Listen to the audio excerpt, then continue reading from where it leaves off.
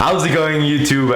Did you miss me? Yeah, I've been out for a bit, but don't worry, I've been doing some stuff, some very important stuff. Not really, just visiting my family and all that kind of stuff. Very fun. But I am glad to be back. I'm glad to be recording, editing, doing all this type of stuff.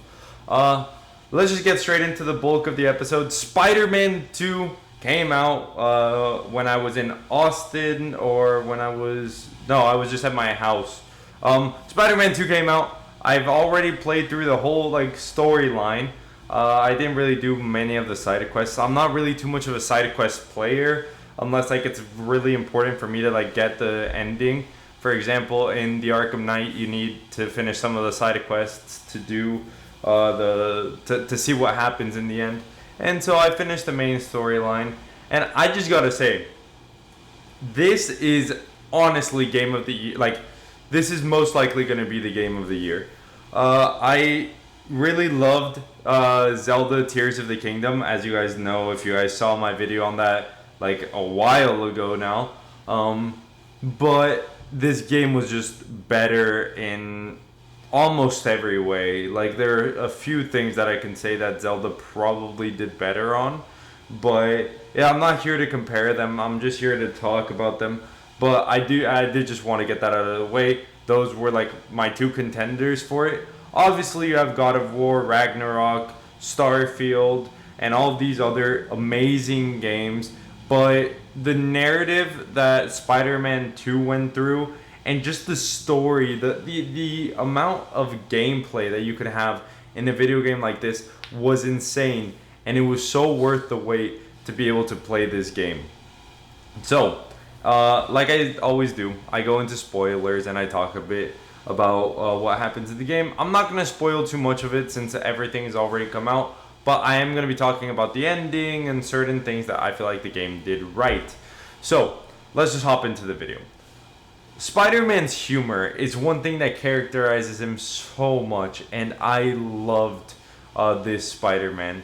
This Spider-Man was serious. When he had the Venom symbiote on, you could see him getting progressively more mad.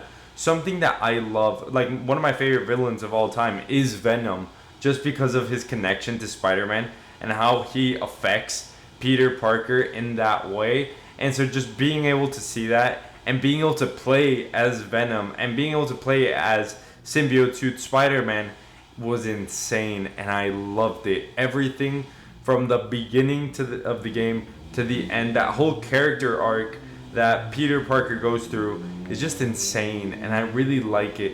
And I love the fact that Peter, in the end, he's apologizing for mistakes that he did under the influence of a symbiote. One of the characters that I really do think has improved a lot since the very beginning of this video game series is Miles Morales. Miles has gone through a whole character development that is just amazing to see, because you can see how he's growing up, and you can see how he is really maturing. For me, the main storyline with Miles Morales, aside from him getting a girlfriend, was with Martin Lee. Martin Lee killed his dad, and so he has that grudge against Martin Lee that whole entire time. And just by the end or middle-ish of the game, you see how he starts to let go of that. Well, not really let go of it, because you obviously will never let go of that. But he starts to say, I gotta put that behind me so that we can focus on saving Peter. And that's exactly what Martin Lee does. I really love his character arc too. He realizes that what he did was wrong, but he still condones it in a way. He says everything got out of hand, but I needed to hurt Norman Osborn. And you see it like that, and it makes his character so much more dimensional, and it gives him so much more perspective that I really did like. Another thing that, it's because this game, it's so hard to not talk about the good things about the game. If I were to be nitpicking about the game, I would barely find anything that I found wrong with the game. It's such a good game. The mechanics are so nice. The gameplay is so nice. The transitions are so seamless. Everything from the beginning to the end of the game is just amazing. Harry Osborn coming back from the dead. Supposedly, he never really died. He was just getting treated for a sickness. And he gets treated for the sickness by the Venom symbiote. And at the beginning, he's okay. The Venom symbiote still hasn't taken over his mind too much, and everything is good. And then after the Venom symbiote leaves Peter Parker and goes to Harry, that is when they both feel like they've been wronged by Spider-Man, and then they become Venom. And that is an insane storyline, and one that I loved to see. It was so compelling. You have an amazing Peter Parker going up against his best friend, that even at the end of the fight, he's like begging Harry to stop, begging him to take control of the symbiote and be the friend that he knows that he is. We also get to fight against Scream, Sandman. You see how most of the Sinister Six die in a very interesting... This game has many different storylines. One of the most interesting ones was Kraven the Hunter. I like Kraven the Hunter, but he's not the character that mostly interests me. This game made him one of the most interesting Spider-Man villains that I've ever seen. Kraven is dying, and he wants his death to be something meaningful. He wants whoever kills him to be earning of the death. And so that's exactly what he does. He kills basically the entire Sinister Six, and then takes on the symbiote suit Spider-Man, which ends up beating the fuck out of him. And then he goes on a hunt to try to take down Spider-Man with the symbiote suit. And then once the symbiote, because Spider-Man won't kill him.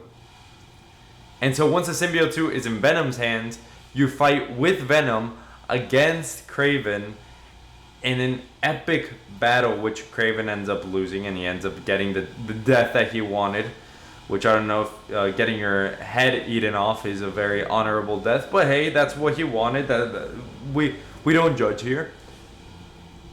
And anyway, just the game is amazing.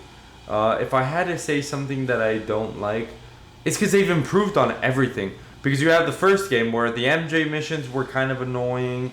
I didn't really like that part where you're just a normal civilian walking. And in these, they made the MJ missions a lot more interesting. The storyline was more interesting. The characters felt way more compelling. Peter was fighting against MJ at one point. Peter was fighting against Harry. Peter was fighting against Miles. You have that whole entire compelling story that I really enjoyed. Yeah, no, plugging this into my game review tier list, I'd have to put it at a 9.8 out of 10. It's one of the most perfect games I've ever played. And I don't mean that lightly. It is such an amazing game. And if you haven't checked it out already, then go check it out. Either watch someone's YouTube video on it, because maybe you don't have a PS5. Maybe you're an Xbox fan, and I can get that. But if you are, just go watch someone else's video on it. Or if you do have a PlayStation, play it. It is amazing, and I fully recommend it. But yeah, I just wanted to talk a bit about that. It's a great game. Go play it. I'll see you all in the next one. Peace out.